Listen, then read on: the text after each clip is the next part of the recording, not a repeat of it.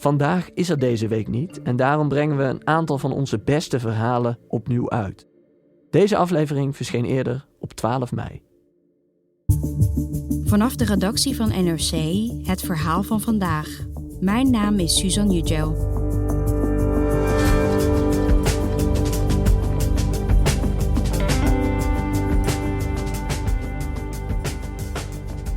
Een jaar lang doet journalist Rita Baroud verslag uit Gaza voor NRC, terwijl om haar heen Israëlische bommen vallen en de honger toeneemt. Via een dagboek blijft ze haar verhaal delen en houdt ze nauw contact met Midden-Oosten-correspondent Lucia Admiraal, die Gaza niet in mag. Maar dan krijgt Rita groot nieuws. Ze kan Gaza ontvluchten. En nu, voor het eerst, ontmoeten Rita en Lucia elkaar in het echt.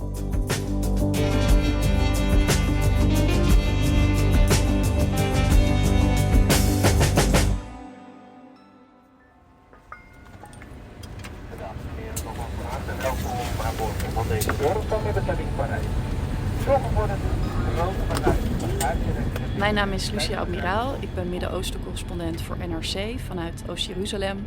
En vanuit daar doe ik verslag van de ontwikkelingen in Palestina en Israël en het Midden-Oosten. Sinds ik begonnen ben aan mijn correspondentschap 1,5 jaar geleden, mag ik Gaza niet in, net als andere buitenlandse media. En daarom is voor onze verslaggeving over Gaza het werk van Palestijnse journalisten cruciaal. NRC heeft de afgelopen 15 jaar samengewerkt met Sami El-Ashrami. Dus ook mijn voorgangers hebben heel intensief met hem samengewerkt, toen nog wel in Gaza zelf. En hij is vorig jaar Gaza ontvlucht. Naar Egypte is hij toegegaan. En sindsdien werk ik heel intensief samen met de Palestijnse correspondente Rita Baroud. Zij is 22 en komt uit Gaza. Wallahi ya azizti,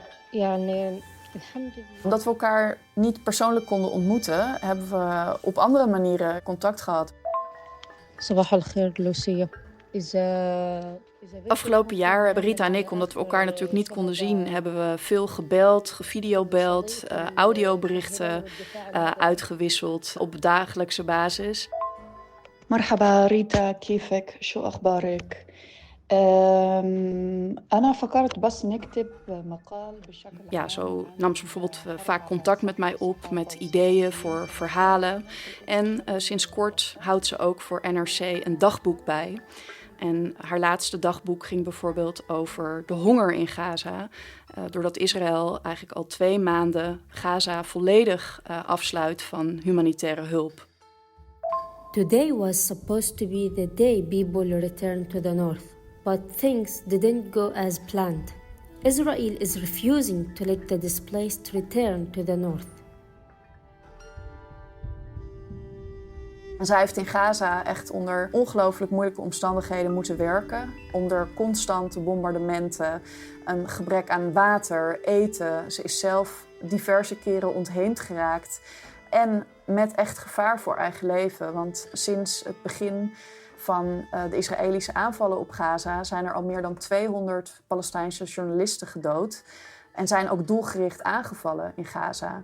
Dus ja, zij heeft haar werk echt moeten doen onder levensgevaarlijke omstandigheden. When they arrived in Rafah and Jabalia, what they found was worse than they could imagine. Entry homes were completely destroyed. Bodies were everywhere. The smell of blood was still in the air, and human bones and suckles were visible in every corner. En ik heb er vaak over nagedacht, gaat er op een gegeven moment een moment komen dat we elkaar kunnen ontmoeten? En waar en wanneer gaat dat dan zijn, als zij het überhaupt al overleeft?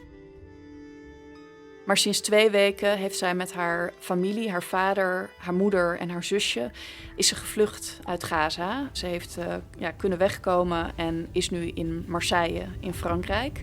En daar ben ik nu ook en ik ga haar hier voor het eerst ontmoeten.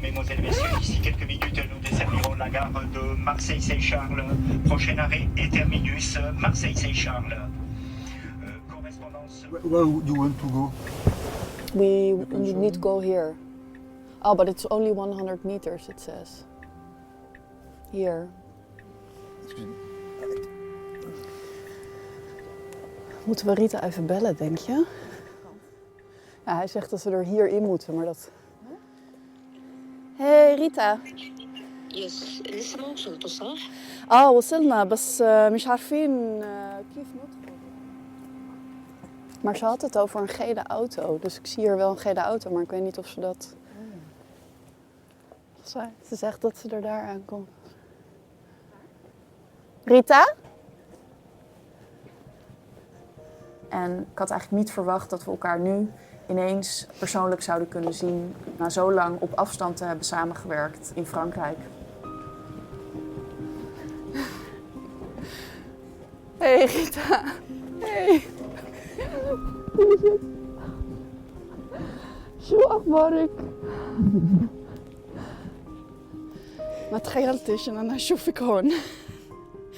وإنتي في مارسيل. واو. أنا كمان مش مصدقة يعني. هلو مبسوطة كثير إن أنا شفتك. هلو كيفك شو أخبارك؟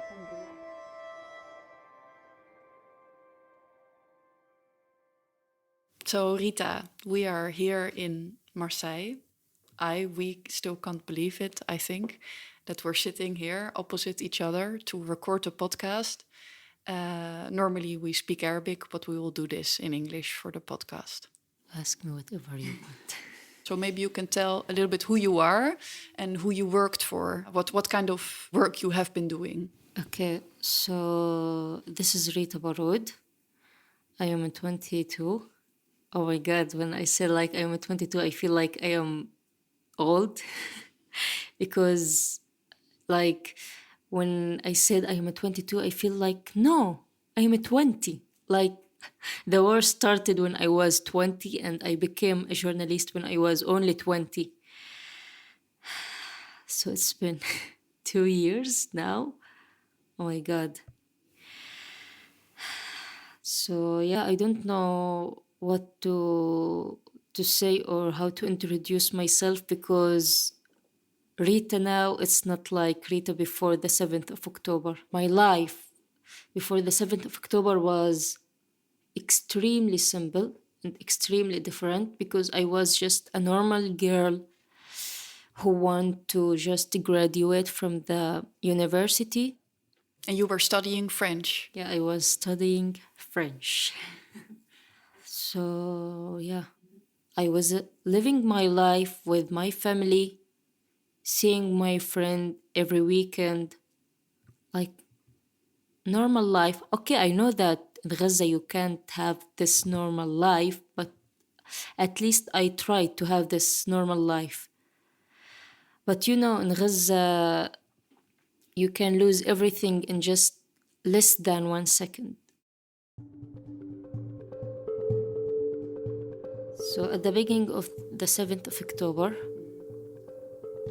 at the 8th of October, we lost my father's offices. 9th of October, our house destroyed with no reason. So when my house destroyed, like everyone was so shocked. So yeah, we displaced from north to south, to Khan Younis, and then to Deir al-Balah, and then to Khan Younis, and then to Rafah. And in Rafah, we displaced 3 or 4 times. We displaced many times because Israel dropped evacuation plan or a displaced plan to tell people just go out from here and go there, blah, blah, blah. Yeah. And you know. Can you tell me about, you became a journalist, in October 23. You started working immediately as a journalist, even though you didn't plan to, right? To work in journalism. Yeah, I had no experience. And I became a journalist not because I want to become a journalist or something like this, but you know that Israel didn't allow for international journalists to come to Gaza. So it was a duty, it was a chance to talk about Gaza. Like our international journalists, they can sit on their desk and write about Gaza. But I was in Gaza, and like I was the one who had this right to talk about Gaza because I am living and I am a witness. I was afraid, but it was just a duty. And I didn't care if Israel killed me or no. And when we are talking about like from the 7th of October till now, there is more than 215 journalists have been killed. You feel like you are so grateful that you are alive now. I lost a lot of colleagues. I lost a lot of friends. And you know, people became so afraid of journalists in Gaza. Like, especially after this war come back, like you go to cafe and you see this sign that journalists are not allowed to come to this cafe. Please, if you are journalist, don't be here. Like when I was in Deir al-Balah, also there is a hospital that also put this sign. If you are journalist, it's not allowed for you to come. Because you know, Israel always target journalists. Can you tell me more about what it means for you to document what happens in Gaza? I feel like there's over more than 2 million in Gaza worth to live their life. And I feel like if I just keep talking about them and keep describe what's going on in Gaza, the Western people, the Western media to understand the real situation there. Western media always look at people in Gaza like they are heroes, resilience, and maybe a perfect victims. But no, they are not victims. They are just a normal people. If you ask anyone from Gaza what you really need, they just will answer like, we need a peaceful life that we can eat, drink, see our children happy, have a normal life. That's it. You know, sometimes I hate my job. Not because I don't want to become a journalist or because of journalism or something like this, but because of the situation in Gaza. Like when I interview anyone, I feel like I am cutting a wound or I am cutting something inside him. Sometimes I feel like I am ashamed to ask them like, hey, how are you? Did you eat something today? What did you lose? And I feel like guilty. Like when you ask someone and you hear their story, you can't be emotional or you can't cry or something like this. You have just to record and shut off your feeling and just listen without emotional or without emotion. One thing that you, amongst the many things that you very vividly described in your latest diary that you wrote for NRC, you describe how on the market in Deir al-Balah, people are walking, but they look like they're not alive. Can you describe what you saw when you went out in the street? People were so different. And they were like walking in front of you, behind you, next to you, and they are all dead. Like they are walking, but their faces looking, like their eyes, like they are dead inside. Like they don't know what to do. Can you describe the situation in Gaza before you left? How was it? Oh my God, everything was bad. The border was closed and Israel didn't allow for the humanitarian aid to come to Gaza, and the markets were like empty. Everything was so expensive, and people couldn't find food or clean water, or like if you are injured or you need to go to hospital, you can't, because also hospital are out of medicine or healthcare or everything. And I could say that Gaza is living the worst period from the beginning of 7th of October. And people there are suffering. Cutting food, it's a hidden weapon. It's a hidden weapon that when you cut the humanitarian aid and you cut the food and water and you don't allow these things to come to Gaza, it's a weapon. You are letting more than 2 million people suffering from starving, and you displaced them from place to place, place to place, place to place.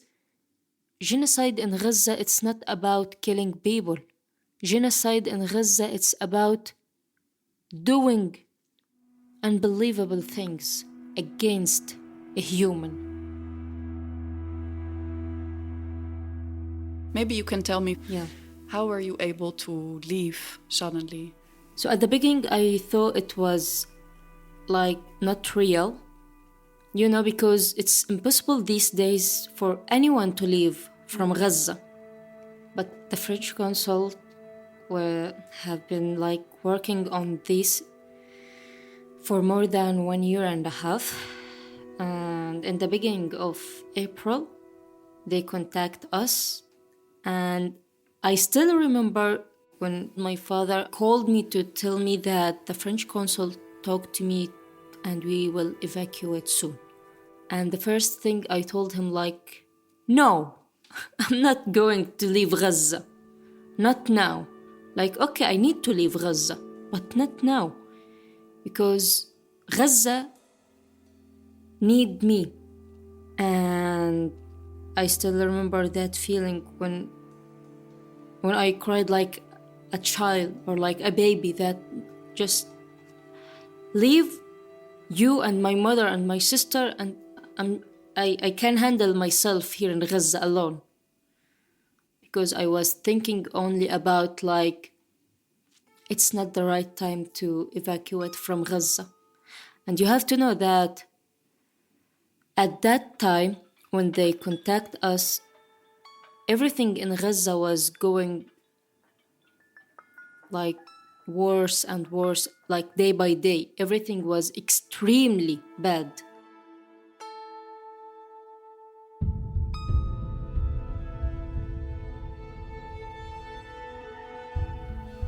I evacuated from Gaza on 23rd of April 2025 at 4 a.m.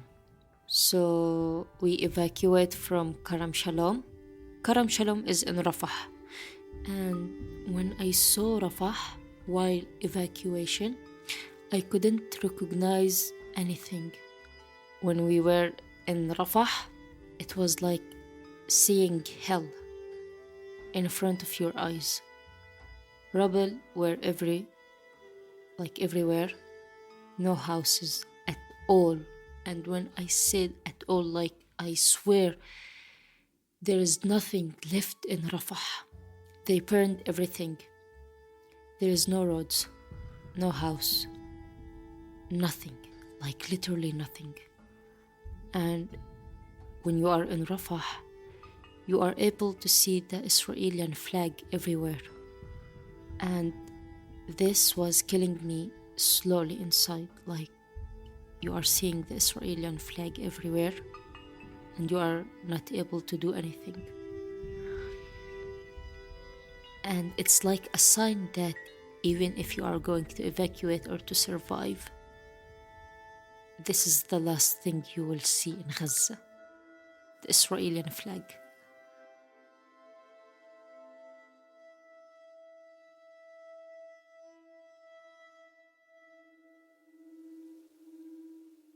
And I imagine, you worked a lot reporting for different media, including for us, and you keep on reporting, even though yourself were facing all the hardships and dangers. So how was that? Why I am keep working, talking about Gaza?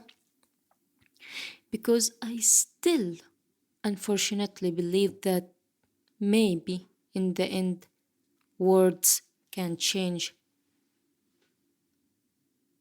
anything or something small. But yeah, the fact is that no one cares about Gaza. The fact is people around the world don't understand what's going on in Gaza. And I want them to understand. I know that they care about Gaza at the beginning because it was like a trend on social media, but it's not a trend, it's a genocide. And I saw how people stopped talking about Gaza when the ceasefire happened. Yeah. What are your hopes for the future? I hope to see my people in Gaza live what they deserve. And they deserve the best. And I feel sorry that people around the world goes blind on what's going on in Gaza. But I hope this genocide stop or end. I am sure that Israel will not end, but at least stop so people can live what they deserve. I want to jump in the sea so far, but I could see the sea. By the way, I feel a powerful desire to return. I miss Gaza in a way that can't be described, as if part of my soul is still there, waiting for me among the ruins. I go to the port here in Marseille, the only place that reminds me of Gaza. I stand there before the sea, staring into the water, searching for the shadow that resembles her, and I cry.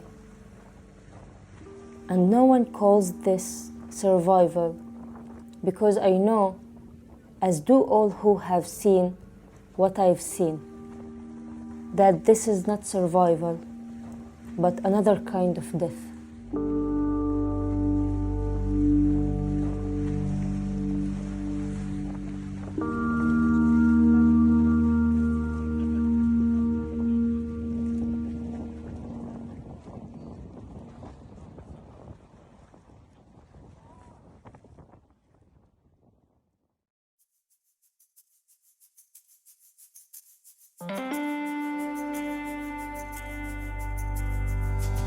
Je luisterde naar Vandaag, een podcast van NRC.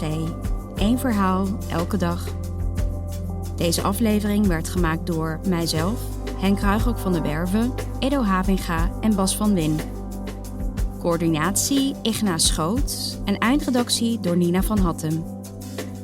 Dit was Vandaag, morgen weer.